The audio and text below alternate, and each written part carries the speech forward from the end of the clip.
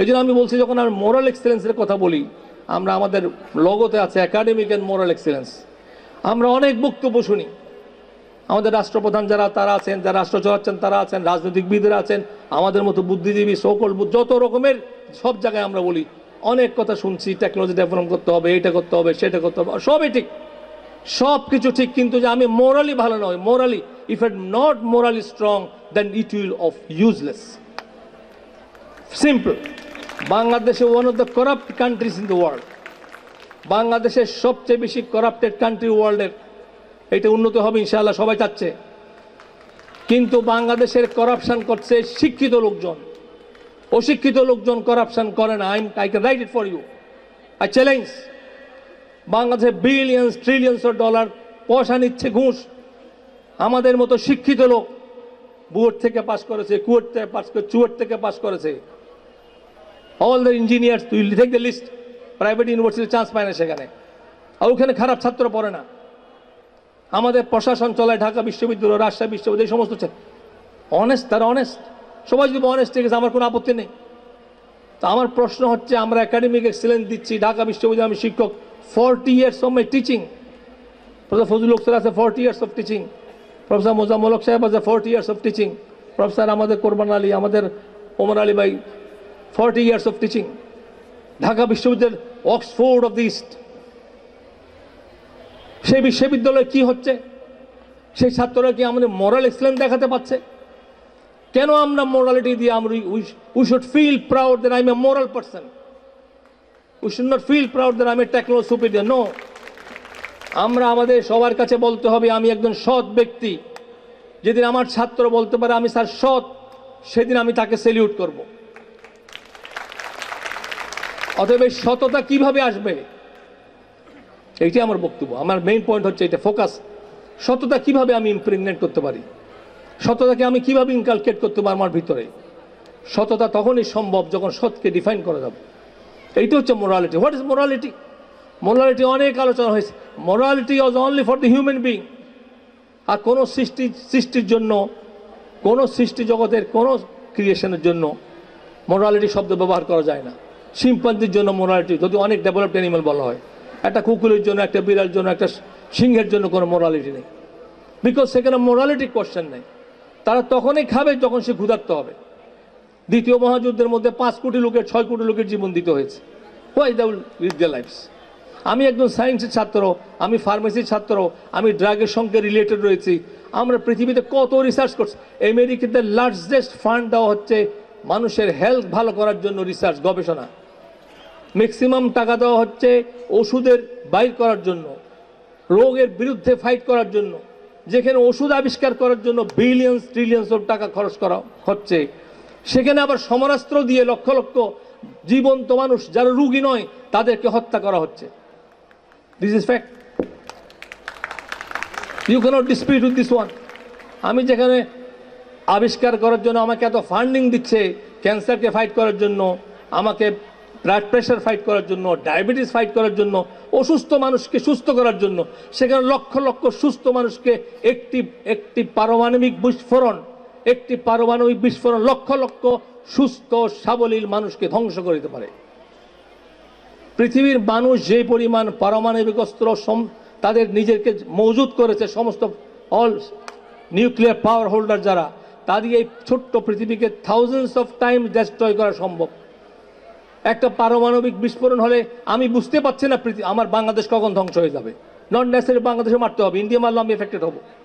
একটা পারমাণবিক যুদ্ধ শুরু হলে আমাদের অত তত্ত্ব কথা, নীতির কথা, ডেমোক্রেসির কথা, আমাদের নানা রকমের technology superiority will not useful, will be destroyed in one fine morning you see nobody is there. So how can you explain? অর্থাৎ আমার প্রশ্ন হচ্ছে, যারা এগুলি করছে তারা কি মোরালিটি বুঝে না? আমেরিকা কি মোরালিটি কম বুঝে? তাদের লিডাররা কি কম লেখাপড়া জানে? ফ্রান্সের লিডাররা, ব্রিটিশ লিডাররা, রাশিয়ান লিডাররা কি বুঝে? Similar things. অতএব আমি বলছি যে মোরালিটির সবচেয়ে ভালো ডেফিনেশন হচ্ছে যেটা কোরআন দিয়েছে, that came from the reveal book. তোমরা সব জায়গায় এটা বিশ্বাস করতে হবে এবং তোমাদেরকে জানতে হবে যে কোরআন যতগুলি ভার্চুস এবং ভ্যালুসের কথা বলেছে এবং যেগুলো রাসূল ইসলাম করে দেখিয়েছে, তার থেকে ভার্চুস আর নতুন কোনোটা সংযোজন করা সম্ভব হয়নি। আমি অনেক সায়েন্টিস্টের জিজ্ঞাসা করেছি, সায়েন্স আমাকে ভ্যালুস দেয়নি, সায়েন্স আমাকে ভার্চুস দেয়নি। আমি সায়েন্সের ছাত্র, সায়েন্সে পড়াশোনা করেছি, আমার কোথায় বলা হয়নি যে ওষুধের মধ্যে নকল করা ঠিক হবে না। এটা মোরালিটি। মোরাল টিচিং কোত্থেকে আসবে? Moral teaching will come from the religion. আমি তোমাদেরকে সে অনুরোধ করবো যে we have to come back to the Quran. যারা অন্য ধর্মাবলম্বী তার ধর্ম সে পড়ুক, এবং তাদের মধ্যে মোরালিটির কথা রয়েছে। প্রত্যেকটা ধর্মের মধ্যে নৈতিকতার শিক্ষা আছে, তাদের সবাইকে সম্মান করতে হবে। কিন্তু কম্পাইল করে কোরআনের মধ্যে রয়েছে যে কোনো মোরালিটির কথা, ভার্চুস কথা কোরআনের মধ্যে লোক আছে, অর্থাৎ দ্যাট কাম ফ্রম দ্য কোরআন। আমি সবাইকে অনুরোধ করব যে আমরা রিলিজিয়াস বুককে অনুসরণ করতে হবে।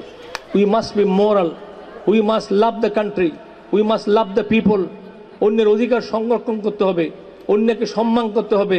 অন্য স্বাধীনতায় হস্তক্ষেপ করা যাবে না। স্বাধীনতার সংখ্যা হচ্ছে, স্বাধীনতা অর্থ হচ্ছে অন্য স্বাধীনতায় হস্তক্ষেপ না করা হচ্ছে স্বাধীনতা। ডেমোক্রেসির মূল কথা হচ্ছে let us agree to disagree. তাই আমি তোমাদের শেষে বলতে চাই যে নৈতিক চরিত্র সংশোধনের ধর্মের কোনো বিকল্প নেই। বাংলাদেশের প্রেক্ষাপটে দাঁড়িয়ে আমি সায়েন্স বোর্ডের চেয়ারম্যান ছিলাম, অনেক মন্ত্রী মিনিস্টারের সামনে আমার কথা সুযোগ হয়েছে, এখন তো সুযোগ কম হয় মন্ত্রীর সামনে আমরা যাই না। আমি সবার সামনে বলেছি বাংলাদেশকে নিয়ে বলছে, বাংলাদেশের যত সমস্যা, সব সমস্যার সমাধান ধর্মকে দিয়ে সম্ভব, ইসলামকে দিয়ে। আপনি আমাকে বলেন একটা সমস্যার কথা বলেন যে ইসলাম দিয়ে সমাধান, আমি চ্যালেঞ্জ, এখানে চ্যালেঞ্জ করছেন। Extremism fight, you can use religion. আপনি দুর্নীতি দমন করেন, আপনি ইসলামকে নিয়ে আসেন। মাপে কম দিচ্ছেন, আপনি মানুষকে ঠকাচ্ছেন। কোরআন বলছে মাপে ঠকালে তাকে ধ্বংস। আপনি একটা যত খারাপ কাজ, নারীর উপর নির্যাতন হচ্ছে, নারীকে মা হিসেবে সবচেয়ে বেশি সম্মানিত করছে ইসলাম, এবং একটা নারীকে যদি ধর্ষণ করা হয় তো মাকে ধর্ষণ করছে। তার আমি ধর্ষণ বলেন, আমাদের করাপশন বলেন, অন্যের অধিকার ধ্বংস করা বলেন, গণতান্ত্রিক মূল্যবোধ বলেন, প্রত্যেকটা জিনিস ইসলাম শিখিয়েছে। আমি মনে করি বাংলাদেশে যেহেতু 90%, 89% মুসলিম, ইসলামকে দিয়ে তো আমি সব সমাধান করি। ইসলামকে আমি ওই aloof from Islam, we should bring Islam. আমাদেরকে যদি সৎ নাগরিক হতে হয়, নিষ্ঠাবান নাগরিক হতে হয়, সেটা করতে হবে। তুমি যদি ভালো মানুষ হও, তাতে তুমি ভালো করে honesty means you must be a good student. আমি যদি না বুঝে পড়ি, এটা তো একটা দুর্নীতি।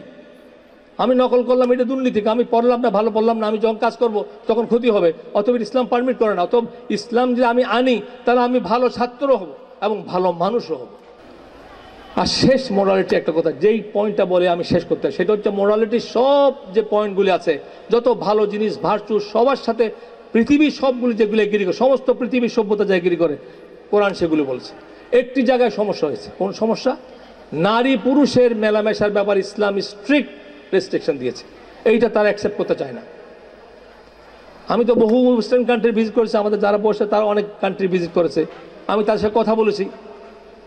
ইন ওয়েস্টার্ন কান্ট্রিজ তারা মনে করছে নারী এবং পুরুষের কোনো পার্থক্য নেই, অথবা তাদের মেয়েদেরকে পুরোপুরি ফ্রিডম দিতে হবে। ফ্রিডম অর্থ হচ্ছে তারা যেইভাবে ইচ্ছা ড্রেস করতে পারবে, যেইভাবে ইচ্ছা চলতে। একটা ছেলে যেভাবে মেলামেশা করে, একটি মেয়ে ছেলে সেভাবে করে, না দেখলে বিশ্বাস করা যাবে নাকি? আমেরিকার বহু বিশ্ববিদ্যালয়ের, ইংল্যান্ডের বহু বিশ্ববিদ্যালয়ের, প্রাচ্যের বহু বিশ্ববিদ্যালয়ের যে হোস্টেল রয়েছে, হোস্টেল, আমি ইংল্যান্ডে পড়াশোনা করছি, সেখানে দেখেছি মেয়েদের একটা আলাদা ছিল, একটু কনজারভেটিভ পয়েন্ট। এখন যেটা হয়েছে, আমেরিকা আমাকে বলেছে, আমি সেটা কয়দিন আগে, আমার ছেলে আলহামদুলিল্লাহ এমআইটিতে ভর্তি হয়েছে, নাম্বার 1 ইউনিভার্সিটি। আমি হার্ভার্ড ভিজিট করেছি, এমআইটি ভিজিট করেছি, অক্সফোর্ড করেছি, কেমব্রিজ ভিজিট করেছি, ওয়ার্ল্ডের অনেক বড় বড় বিশ্ববিদ্যালয় দেখা শুরু, স্পেনের বড় বিশ্ববিদ্যালয় ভিজিট করেছি। ওখানে এখন যেটা হয়েছে, হোস্টেলে মেয়ে এবং ছেলে একই রুমের ভিতর, একটি ফ্লোর নয়, একটি ছাদের নিচে নয়, এক ছাত্র একই রুমের ভিতর ছেলে এবং মেয়েকে থাকার অনুমতি দেওয়া হয়েছে। এইটা কিছু বলে আমি প্রোগ্রেসিভনেস নেই, ইউ অ্যাকসেপ্ট ইট। তুমি যে মনে করো আমার মা থাকাটা প্রোগ্রেসিভ নয়, উনি বলল একটা মা আগলিয়েস্ট হতে পারে, mother is respectful to me, even he is the most worst in looking, because she is my mother. যখন একটা মেয়ে ছেলে কম্পেয়ার করবো, মেয়ের সৌন্দর্য আমি দেখবো, মায়ের সৌন্দর্য আমি দেখি না। একটা খুব সুন্দর একটা প্রভাব আমার মেয়ে অস্ট্রেলিয়া থেকে নিয়ে এসেছিল, লেখা ছিল যে mothers hold their children's hand for a while, mothers hold their children's hand for a while, but their hearts for ever, তার হাতটা কয়দিন ধরে রাখে, তাও বাচ্চা কোলে ওঠে না, কিন্তু তার হৃদয়টাকে সারা জীবন ধরে রাখে। এটা মাদারের থেকে কোনো উপরে কোনো লেভেলে হতে পারে না। একটি মানুষের মধ্যে মায়ের উপরে কোনো কোনো ব্যক্তিত্ব হতে পারে না, সেটি ইসলাম শিক্ষা দিয়েছে। পারবে না। আমি তোমাদের সবাইকে অনুরোধ করব এই ভ্যালুসটা রাখার জন্য।